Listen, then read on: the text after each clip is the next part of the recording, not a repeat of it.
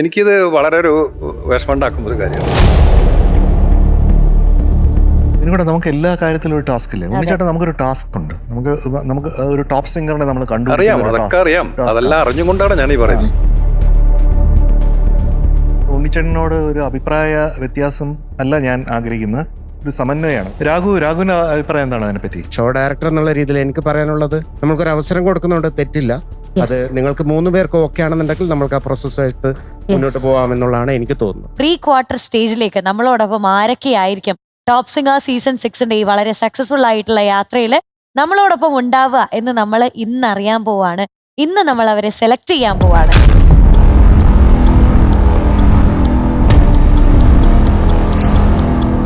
ബാക്കി കാര്യങ്ങളും വിശേഷങ്ങളും ഒക്കെ നമ്മുടെ ജഡ്ജസിനോട് ചോദിച്ച് നമുക്ക് മനസ്സിലാക്കാം. MJ അങ്കിൾ, മീനുകൂടാ, എന്തോ ഒരു മത്സരം എന്ന് പറയുമ്പോഴേ അതിൽ പല പല ഘട്ടങ്ങളുണ്ടാവും. It's like a game. അപ്പോൾ ഇപ്പോൾ സ്നേക്ക് ആൻഡ് ലാഡർ പോലെ മേളിലോട്ട് പോവും, പിന്നെ താഴോട്ട് വരും, പിന്നെ മേളിലോട്ട് പോവും, അങ്ങനെയാണല്ലോ.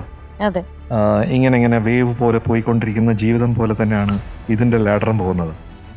അപ്പോൾ അങ്ങനെ വരുമ്പോഴത്തേക്കും ഇതൊരു ഘട്ടമാണ്. ഈ ഘട്ടത്തിൽ നമ്മുടെ കൂട്ടുകാർ കുറേ പേര് മുന്നോട്ട് പോവും. ചില ആൾക്കാർ ഈ ബസ്സിൽ നിന്ന് ഇപ്പോൾ തൽക്കാലത്തേക്കൊന്ന് ഇറങ്ങും. ഒരു റിയാലിറ്റി ഷോ, നമ്മുടെ ടോപ്പ് സിംഗർ എന്ന റിയാലിറ്റി ഷോ എടുത്തു കഴിഞ്ഞാൽ, ഏത് റിയാലിറ്റി ഷോ ആയാലും ഏറ്റവും ഒരു എന്താ പറയുക, നമുക്ക് മനസ്സുകൊണ്ട് അയ്യോ ഈ സ്റ്റേജ് എത്തണ്ടായിരുന്നു എന്ന് തോന്നുന്ന ഒരു സ്റ്റേജാണ് ഇത്. ഈ സ്റ്റേജിൽ എത്തുമ്പോൾ നമുക്ക് ജഡ്ജസ് ആയിരിക്കുന്ന നമുക്ക് പ്രത്യേകിച്ചും തോന്നും, എന്തിനാണ് അങ്ങനെ ഒരു സ്റ്റേജ്, എല്ലാവരെയും നമുക്ക് മുന്നോട്ട് കൊണ്ടുപോയിക്കൂടെ എന്ന് തോന്നിപ്പോകും. എനിക്കിത് മാനസികമായിട്ട് അംഗീകരിക്കാൻ പറ്റാത്തൊരു സംഭവമാണത്. MJ ഒക്കെ അങ്ങനെ പറഞ്ഞെങ്കിലും കൂടിയിട്ട് എനിക്കിത് വളരെ ഒരു വിഷമമുണ്ടാക്കുന്ന ഒരു കാര്യമാണ്. ഞാൻ വല്ലപ്പോഴും ഇവിടെ വന്നിരിക്കുന്ന ഒരാളാണ്, പക്ഷെ എനിക്കത് വളരെയധികം ബുദ്ധിമുട്ടുള്ളൊരു കാര്യമാണ്. ഞാൻ വരുന്ന ദിവസം തന്നെ ഇത് വേണ്ടായിരുന്നു. ഇതിനൂടെ നമുക്ക് എല്ലാ കാര്യത്തിലും ഒരു ടാസ്ക് ഇല്ലേ ഉണ്ണിച്ചേട്ടാ? നമുക്കൊരു ടാസ്ക് ഉണ്ട്. നമുക്ക് ഒരു ടോപ്പ് സിംഗറിനെ നമ്മൾ അറിയാം, അതൊക്കെ അറിയാം. അതെല്ലാം അറിഞ്ഞുകൊണ്ടാണ് ഞാൻ ഈ പറയുന്നത്. അല്ല, ഉണ്ണിച്ചേട്ടനോട് ഒരു അഭിപ്രായ വ്യത്യാസം അല്ല ഞാൻ ആഗ്രഹിക്കുന്നത്, ഒരു സമന്വയമാണ്. ഇതുവരെ നമ്മൾ തമ്മിൽ ഒരു അഭിപ്രായ വ്യത്യാസം, ഇത് അഭിപ്രായ വ്യത്യാസം അല്ല. അഭിപ്രായ വ്യത്യാസം വരുന്നത് സ്വാഭാവികമാണ്. നമ്മളിപ്പം ഒരേ ഇതിൽ തന്നെ ജഡ്ജ്മെന്റിൽ തന്നെ എനിക്കൊരു അഭിപ്രായം ഉണ്ടാവും, ആര്യക്ക് വേറെ അഭിപ്രായം ഉണ്ടാവും, കൂട്ടന് വേറെ അഭിപ്രായം ഉണ്ടാവും. അതൊക്കെ ഉണ്ടാവും. അതൊക്കെ it goes with a song. Yes, പക്ഷെ അങ്ങനെ പറയുമ്പോൾ തന്നെ നമ്മൾ ടാസ്ക് എന്നുള്ളത് അത് ചെയ്ത് തീർത്തേ പറ്റും, അല്ലേ? നമ്മൾ ആ ഘട്ടത്തിലൂടെ തന്നെ പോയേ പറ്റും. നമുക്കത് മാറ്റി വയ്ക്കാവുന്നതല്ല. നമ്മുടെ സൗകര്യങ്ങളനുസരിച്ച് ചില ടാസ്കുകൾ നമ്മൾ ഇത്തരം ഒരു കോമ്പറ്റീഷനിൽ മാറ്റിവെക്കാൻ പറ്റുന്നതല്ല എന്നുള്ളതാണ് ഞാൻ കാണുന്നത്. ഉണ്ണിച്ചേട്ടൻ പറയുന്ന കാര്യം ഞാൻ പൂർണ്ണമായി ഉൾക്കൊള്ളുന്നു. 2 രീതിയിലാണ്. ഇമോഷണലായിട്ട് ഞാൻ നോക്കുകയാണെങ്കിൽ കുഞ്ഞുങ്ങൾ പോകുന്നത് എനിക്ക് സങ്കടമാണ്. പക്ഷെ അനാലിസിസ് വരുമ്പോഴത്തേക്കും, അനാലിറ്റിക് ആയിട്ട് നമ്മളത് കാണുമ്പോഴത്തേക്കും തീർച്ചയായിട്ടും ഈ ഏതൊരു ഗെയിം ആകുമ്പോഴും അതിൻ്റെ റൂൾസുമായിട്ട് ബന്ധപ്പെട്ട് മുന്നോട്ട് പോകണം. അപ്പൊ ഈ സ്റ്റേജിൽ ഇപ്പൊ എന്താണ് ചെയ്യാൻ ഉദ്ദേശിക്കുന്നത് കൂട്ടൻ? ആയിക്കോട്ടെ, എനിക്ക് തോന്നുന്നത് നമ്മുടെ കുറച്ച് കൂട്ടുകാർ ഈ സമയത്ത് ഞാൻ നേരത്തെ പറഞ്ഞ പോലെ നമ്മുടെ ഈ ബസ്സിൽ നിന്ന് കുറച്ച് നാളത്തേക്ക് ഒന്ന് മാറി നിൽക്കുന്ന ഒരു രീതിയിലേക്ക് വരേണ്ടി വരും എന്നാണ്. അതിലെനിക്ക് ചെറിയൊരു വിഷമം. ഒരേ അടിക്ക് നമ്മളവരെ പറഞ്ഞയക്കുന്നതിലും ഒരു ഔചിത്യക്കുറവില്ലേ? നമുക്ക് ഒരു ചാൻസ് കൂടെ അവർക്ക് കൊടുത്തൂടെ? ഈ കാര്യത്തിൽ ശരിക്കും തീരുമാനം, അൾട്ടിമേറ്റ് തീരുമാനം തീർച്ചയായിട്ടും ക്യാപ്റ്റൻ എടുക്കാം. You can decide what to do.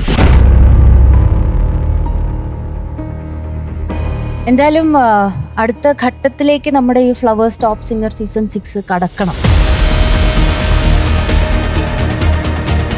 അതൊരു കോമ്പറ്റീഷന്റെ ഭാഗമായിട്ട് ഒഴിച്ചുകൂടാൻ പറ്റാത്ത ഒരു കാര്യമാണ്. അത് നമുക്ക് എന്തായാലും ചെയ്തേ പറ്റൂ. അത് ചെയ്യാതെ നമുക്ക് മുന്നോട്ടേക്ക് പോകാൻ പറ്റില്ല. കാരണം end of the season, end of the day നമുക്ക് ഫിനാലിലേക്ക് കുറച്ച് കുട്ടികളെ കൊണ്ടുപോയേ പറ്റുള്ളൂ. അത് നമുക്ക് എന്താ പറയുക, അതങ്ങനെ ചെയ്യാതെ വേറെ വഴിയില്ല. നമ്മളൊരു പ്രോഗ്രാം ആവുമ്പോൾ മുന്നോട്ടേക്ക് കടന്നേ പറ്റൂ. നമുക്ക് ഒരിക്കലും ഒരു സ്ഥലത്ത് ഇങ്ങനെ സ്റ്റക്കായി നിൽക്കാൻ പറ്റില്ല.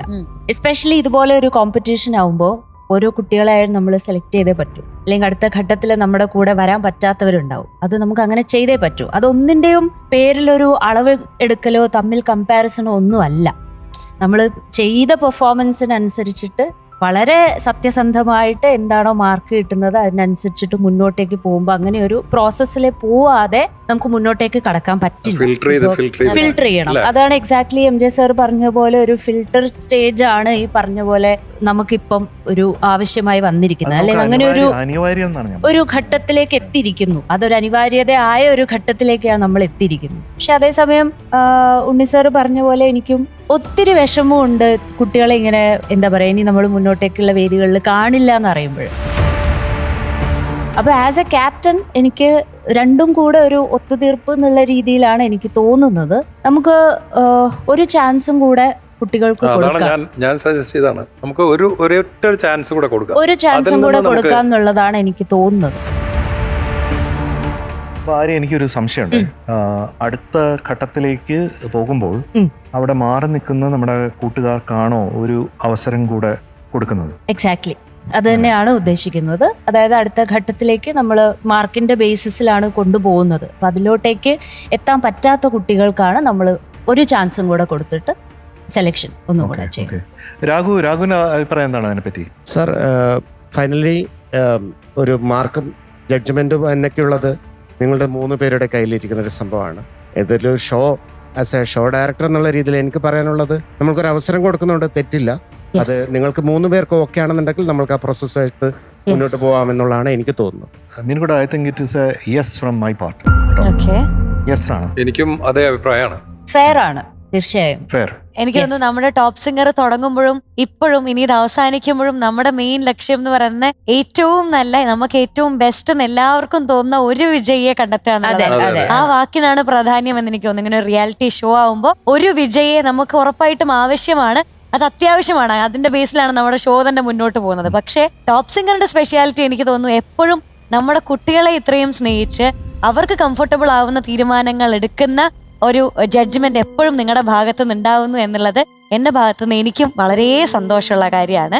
അപ്പൊ എനിക്ക് ഒരു വലിയ താങ്ക് യു പറയാനുണ്ട്. എനിക്ക് തോന്നുന്നു അവർക്കത് വളരെ കംഫർട്ടബിൾ ആയിട്ടുള്ള ഒരു ചോയ്സ് ആയിരിക്കും. ഒരിക്കലും അവർക്ക് തോന്നില്ല ഇനിയും എന്തെങ്കിലും കൂടെ പ്രൂവ് ചെയ്യാൻ ഒരു ചാൻസും കൂടെ കിട്ടിയിരുന്നു എങ്കിൽ എന്നൊരിക്കലും അവർക്ക് തോന്നാൻ പാടില്ല. അതുകൊണ്ട് ഈ ചാൻസ് എല്ലാവരും നന്നായിട്ട് ഉപയോഗിക്കും എന്ന് തന്നെ ഞാൻ വിശ്വസിക്കുന്നു. അങ്ങനെയല്ലേ? അടുത്ത ഘട്ടത്തിലേക്ക് നമ്മളോടൊപ്പം ആരൊക്കെയാണ് സഞ്ചരിക്കാനുണ്ടാവുക എന്നാണ് നമ്മൾ പറയാൻ പോകുന്നത്. സോ റെഡിയല്ലേ എല്ലാവരും?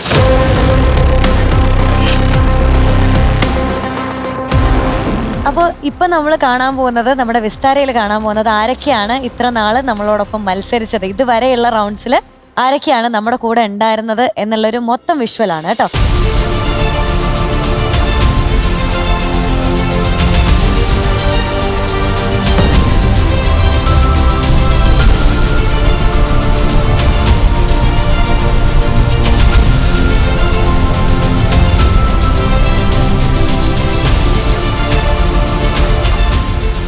എല്ലാവർക്കും അറിയുന്നത് പോലെ തന്നെ ഈ 21 കണ്ടസ്റ്റൻസ് ആണ് ഇത്ര കാലം നമ്മുടെ ഈ ജേർണിയിൽ നമ്മളോടൊപ്പം എല്ലാ റൗണ്ട്സിലും ഈ ഘട്ടത്തിലും നമ്മളോടൊപ്പം മത്സരിച്ചിരുന്നത്, നമ്മുടെ കൂടെ ഉണ്ടായിരുന്നത്. എല്ലാ പെർഫോമൻസുകൾക്കായാലും എല്ലാം അവരവരുടെ മാക്സിമം ശ്രമിച്ചിട്ടുണ്ട്. പിന്നെ നമുക്കറിയാം പല കാരണങ്ങൾ കൊണ്ട് ആ 5 മിനിറ്റിൽ അങ്ങോട്ടും ഇങ്ങോട്ടുമുള്ള പല വേരിയേഷൻസ്, അല്ലാതെ നമുക്ക് കമ്പാരിസൺ ഒരിക്കലും നടത്താൻ പറ്റില്ല. 3 ആൾക്കാരും പറഞ്ഞതുപോലെ തന്നെ ചില പ്രത്യേക വേരിയേഷൻസ് കൊണ്ട് അവരുടെ സ്കോറൊക്കെ അങ്ങോട്ടും ഇങ്ങോട്ടും മാറിയിട്ടുണ്ടാവാം. അത് എനിക്ക് ഒന്നും അറിഞ്ഞൂടാ. ഞാനും പ്രേക്ഷകരെ പോലെ അല്ലെങ്കിൽ നിങ്ങളെല്ലാവരെയും പോലെ ഞാനും ഭയങ്കര എക്സൈറ്റഡ് ആയിട്ടുള്ള ഒരാളാണ്.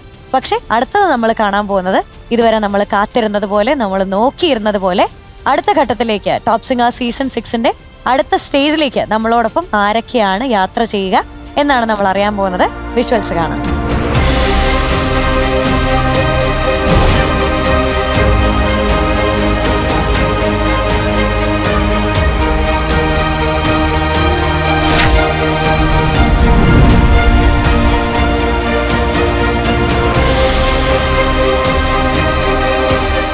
ടോപ്പ് സിംഗറിലെ നിങ്ങളുടെ പ്രിയപ്പെട്ട കുട്ടിപ്പാട്ടുകാർക്ക് വോട്ട് ചെയ്യാൻ MMC ആപ്പ് ഡൗൺലോഡ് ചെയ്യൂ.